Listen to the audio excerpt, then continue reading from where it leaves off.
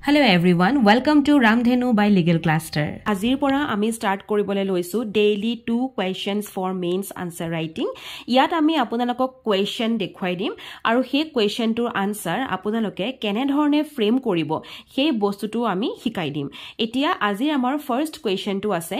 on what principle does the maxim damnum sine injuria underline. Yat ase 2 marks. When does the right to action for a tort end or is discharged? Yat ase 3 marks. Total amar 5 marks of question.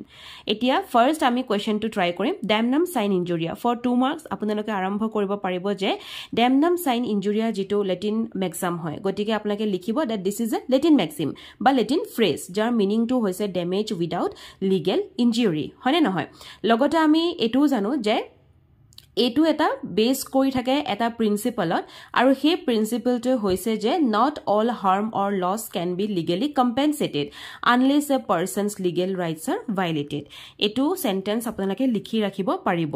নাও ইয়াত আমি যেটো মই principle এতিয়া কলো হে প্ৰিন্সিপলটো যদি আমি ভাঙি দিও তেতিয়া হলে আমি দেখিম যে harm without violation of legal right এটা পাম আৰু দ্বিতীয়টো আমি পাম যে unless there is a breach of legal duty এই দুটা প্ৰিন্সিপল আমি আকো দুভাগকে ভাগ কৰি ললো ইয়াত আপোনালোকে example হিসাবত দিব first example দিব পাৰিব যে নিউ কম্পিটিশন এতিয়া আমি জানো যে number 1 যে যদি এজন মানুহে এখন শপ খুলে নিয়াৰ এন এক্সিস্টিং শপ আৰু সেই শপখনে এট্ৰাক্ট কৰিছে কাস্টমাৰস খিনিক বা ৰিডিউস কৰিছে profit of the older shop তেনে ক্ষেত্ৰত damnum sine injury আহিব গতিকে আপুনি এটু লিখিব পাৰে even though the old shop suffers a loss of business no legal right has been violated since everyone has the right to trade or start a business এটু এটা ধুনিয়া example হ'ব new competition বুলি আপোনাকে লিখিব পাৰিব দ্বিতীয়তে beautiful view obstruction দিব পাৰিব that a home worker builds a wall that blocks the neighbor's scenic view and the neighbor's loss of pleasant view is not legal right thus no claim can be made এটু টা ধুনিয়া এটা scenario example আপোনালোকে দিব পাৰিব মনত ৰাখিব যে যেতিয়া আপোনালোকে আনসাৰ ৰাইটিং কৰে আপোনাৰ আনসাৰটো আনতকৈ ধুনিয়া হ'ব লাগিব আপোনাৰ আনসাৰটোৰ ষ্টেণ্ডাৰ্ড আপুনি আনতকৈ ভালকৈ ৰাখিব লাগিব হেহে আমি ইনস্ট্ৰাকশনছ খিনি অকনমান দি দিছো নেক্সট কোৱেশ্চনটো আমাৰ কি আছে when does the right to action for a tort end or is discharged কেতিয়া right to action for a tort হে হয় বা discharge হয় so আমি আৰম্ভ কি কৰিম যে the right to sue for a tort which is a civil wrong is not unlimited first আমি হেতুৱে লিখিম right যে আমাৰ unlimited নহয় and that can be discharged under the specific circumstances এতিয়া হে circumstances খিনিহে আমি ইয়াত ডিসকাস কৰিম কাৰণ ইয়াত যেহেতু খুদিছে when does the right to action for tort end কেতিয়া হে হয় বা discharge হয় তো তেনেকুৱা কাৰণে আমাক circumstances দৰকাৰ হ'ব number 1 আমি লম death of a party ইয়াত আমি কি লিখিম যে if the plaintiff by injured party বা defendant বা যিজন wrongdoer তেওঁ যদি ঢুকাই যায় if he dies the right to sue may end that exception থাকিব number 1 in some cases like defamation personal injury the action ends with the death আৰু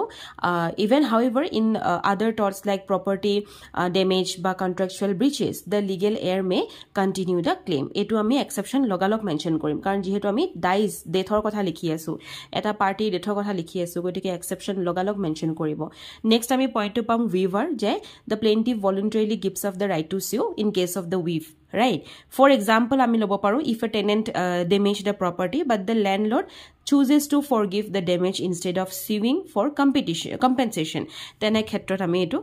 কি কৰিম gives up the right to sue কৰিব লাগিব next আমি 3 number পইণ্টটো লম settlement the dispute is resolved through many mutual agreements between the parties for example the defendant agrees to pay compensation or take remedial action and the plaintiff withdraws the case in such cases also we can do that and fourth ami lom je point to expiry of the limitation period jodi limitation period expire hoy jay etiao hobo fifth ami point to kilom act of god by inevitable accident tat ami keneke lom janene act of god by inevitable accident buli kole ami tat likhibo lagibo je if the harm results for the natural event or accident beyond human control the liability is discharged for example a house is damaged by sudden earthquake does not make the builder liable for the harm হেকেটা উপর base কৰি আমি ইয়াৰ আনসাৰটো লিখিব পাৰিম so যেটো আমাক খুদিছে when does the right to action for a tort end or is discharged আপোনালোকে আৰম্ভণিতে লিখিব right to sue for a tort or civil wrong is not unlimited and can be discharged under specific circumstances those circumstances are as follows বুলি মই দিয়া এই পাঁচটা circumstances আপোনালোকে লিখিলে আনসারটো ধুনিয়া হ'ব নেক্সট আমাৰ কোৱেশ্চনটো আছে what is an interpreter suit under the CPC সিপিসিত ইন্টাৰপ্ৰিটাৰ সুটৰ মিনিংটো সুধিছে explain it object essential conditions procedure limitation এটি আমি আর উইথ রেলেভেন্ট কেস ল সা কোয়েশ্চন টু কিমান বেছি ডাঙৰ হয় ফাৰ্স্ট অফ অল ইন্টাৰপ্ৰিটাৰ সুটৰ মিনিং টু লিখিব লাগিব দেন ইয়াত কি কৈছে যে অবজেক্ট এক্সপ্লেইন কৰিবলে এসেনশিয়াল কন্ডিশন লিখিবলে procedure লিখিবলে লিমিটেশন লিখিবলে তাৰ ওপৰটো আমাক কেস ল খুদি আছে আৰু তাত আছে মাত্ৰ 3 নম্বৰ হয়নে তাৰ মানে আমি আনসাৰটো ক্ৰিস্প কৰিব লাগিব সো ফার্স্ট অফ অল আমি কি পাইছো what is an interpreter suit এই interpreter suitৰ মিনিং টু এতিয়া আমি জানিব লাগিব so interpreter suit in a simple way আমি ক'ব পাৰো যে it is defined under section 88 read with order 35 of the CPC right আমি সেকশন 88 আৰু 35 অৰ্ডাৰ পাইছো প্ৰভিজন গেটা আমি মেনশন কৰি দিলো এতিয়া তাৰ মিনিং টু কি হয় যে এখন এনেকুৱা ধৰণৰ সুট হয় যত real dispute is not between the plaintiff and the defendant but between the defendant itself right ইয়াত আমাৰ প্লেইনটিফ ডিফেন্ডেন্ট নাথাকে অনলি ডিফেন্ডেন্টছৰ মাজত থাকিব plaintiff is not claiming any interest in the subject matter except the charge cost but is only asking the court to decide who among the defendants has a better title yat amak defendant or better title to bisari ahe yat plaintiff e eko interest noloy on the subject matter but charge cost তেওঁ হেবিলা কথা চাব যে আমি কাক দিম কোনজন proper ডিফেন্ডেন্টক আমি দিম এতিয়া ইয়াৰ যেহেতু কোৱেশ্চনটোত খুদিছে অবজেক্ট সো অবজেক্ট বুলি কলে আমি ইয়াত দুটা অবজেক্ট আমি প্লেস কৰিম ফাৰ্স্ট অফ অল যে ডাবল লাইবিলিটি আমি এভয়েড কৰাৰ বাবে নাম্বাৰ 1 অবজেক্ট নাম্বাৰ 2 অবজেক্ট হৈছে এজন ষ্টেক হোল্ডাৰ ফ্ৰম মাল্টিপল সুটৰ পৰা ষ্টেক হোল্ডাৰ বা পাৰ্সন জনক protect কৰাৰ কাৰণে হে দুটা আমি অবজেক্ট পালো নেক্সট ইয়াত খুদিছে আপোনালোকক essential conditions so essential conditions আমি 4-5টা লিখিব পাৰিম ফাৰ্স্ট এসেনশিয়াল কন্ডিশন কি হ'ব যে plaintiff must hold the property right or money in the dispute number 2 hobo 2 or more person must make adverse claim on that property number 3 ami likhibo parim plaintiff must not claim any interest in the subject matter except charge or cost monot rakhibo je subject matter plaintiff e interest noloy kintu except duta ase eta hoise charge eta cost egida logote mention kori dibo number 4 ami ki likhim there must be no collusion between the plaintiff and the defendant then number 5th ami likhim je plaintiff must be willing to deliver the property to rightful claimant as decided by the court yet just likhi not hobo je rightful claimant as decided by the court this sentence is important this point as decided by the court is important okay then ami number next ama khudise ki procedure to so procedure boli kole ami logalog order 35 yat ami section likhibo na lage sidhai ami order 35 loi jam karon tate asile procedure ami 4টা point bohala likhibo lagibo number 1 hoise যে প্লেইনটিফে হে property বা মানিটো কোৰ্টত deposit কৰিব লাগিব number 2 আমি কি লিখিম যে কোৰ্টে নোটিছ এখন ইস্যু কৰিব কাক টু দ্য ডিফেন্ডেন্ট নাম্বাৰ 3 আমি কি লিখিম যে ডিফেন্ডেন্ট খিনি কি কৰিব লাগিব তেওঁলোকৰ ক্লেম খিনি এগেইনষ্ট ইচ আদাৰ তেওঁলোকে দিব লাগিব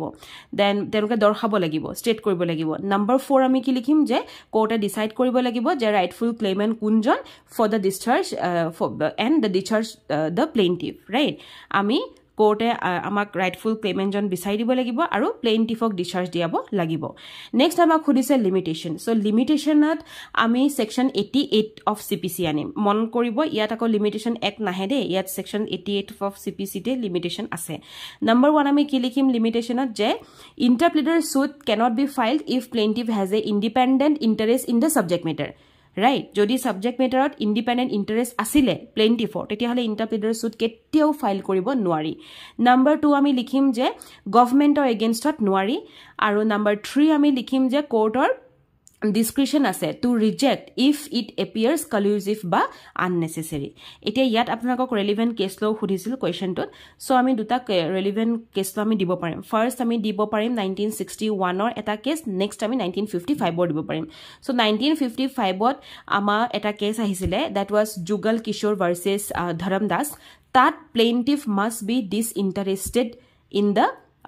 subject matter he বস্তুটো তাত proof কৰা হৈছিলে আৰু 1961 ত আমাৰ এটা কেস আহিছিলে মন্ত্ৰী ভাৰ্চেছ ৰাও বুলি আৰু তাত ক্লাৰিফাই কৰা হৈছিল যে কন্ডিশনস অফ দ্য ইন্টাৰপ্লিডাৰ সুট আজি আমি যিখিনি কন্ডিশন পালো হে গুটে কন্ডিশনস খিনি তাতেই আমাক দিয়া হৈছিলে that's all for today's session I hope such kind of session will help you in future thank you for watching Legal Cluster